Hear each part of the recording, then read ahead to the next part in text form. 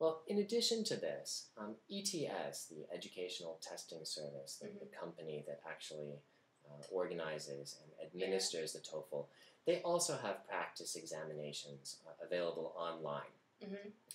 Now, a lot of our clients come in, and some of them come in and they tell me that they've taken the TOEFL 5 times, 10 times, 30 times. Some of these numbers are very, very depressing. And part of the reason that they are depressing is that they're unnecessary. Okay, it doesn't make sense to take the official exam over and over and over and over again. The official exam, for example, here in Japan, it costs $200 to register for the exam. It takes 4.5 hours out of your weekend, where you have to go out to some test center. Well, that kind of money would be much better spent investing in a self-study textbook, and then, say, once a month or so, taking an official practice test at ETS's website. So let me show you the web link for that. Okay.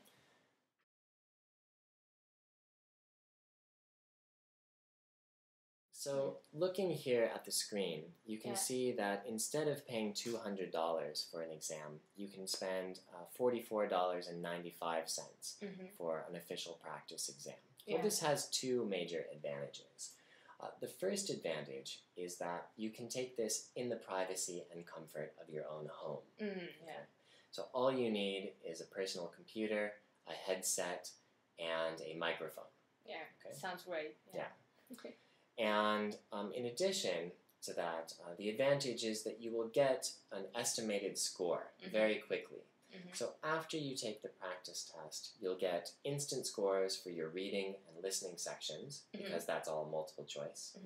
And then actually an ETS computer will grade your responses on the speaking and the writing section. Computer?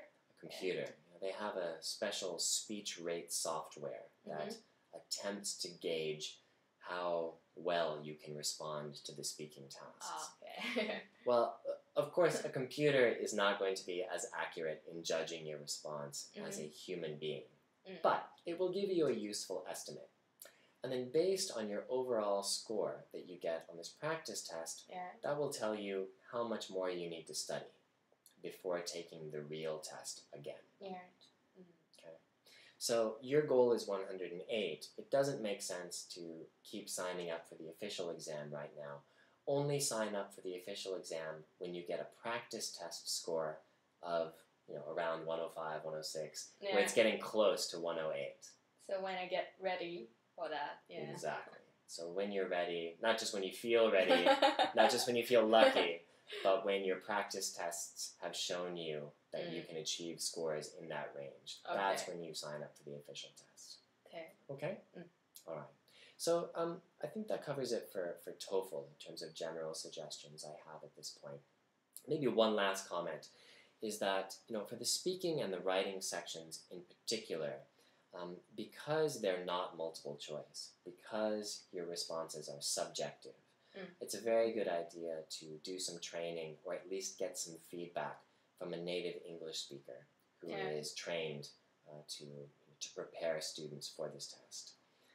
You won't necessarily know how well you're responding unless you're getting that native English speaker feedback. That's true.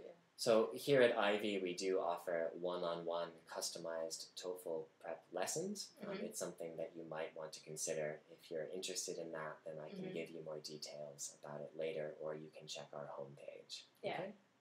All right. Thanks. So let me make a couple of additional comments, not about the TOEFL, but about the GMAT. So let me ask you about your GMAT scores. Remind me what your overall score was. Well, my score was 640. 640. All right. And that's your overall score. What about the AWA section? AWA, I got 4.0. 4.0. Great. All right. Well, so the minimum scores for MBA programs, especially top MBA programs in the States, will vary. And there are ways to check the kind of a minimum score that they're looking at by going to businessweek.com. And if you go to businessweek.com and look at the rankings of MBA programs, it will call up a lot of very useful information, including information about what range of GMAT scores have been acceptable for applicants to those programs. Okay. So I'll show you that website here.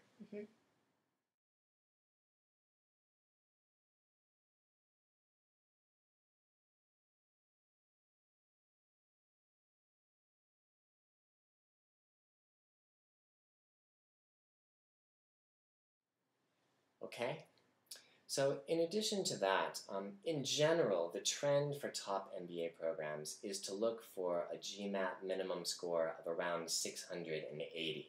80, okay. Well, so 640 is a good score, but we need to bring that up in order to feel safer, in order to feel more confident about your application. Now, in terms of GMAT studying, of course, there are also a huge range of textbooks available, and if you like, I can recommend one or two in particular. In addition, just like the TOEFL, there are practice tests available online. The good news is that the GMAT practice tests are free.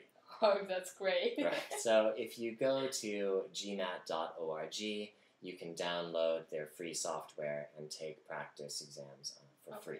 Okay, cool. That's very useful. And the GMAT, the verbal and the quantitative section, all of this is multiple choice, so you can easily check your answers also with textbooks that you invest in.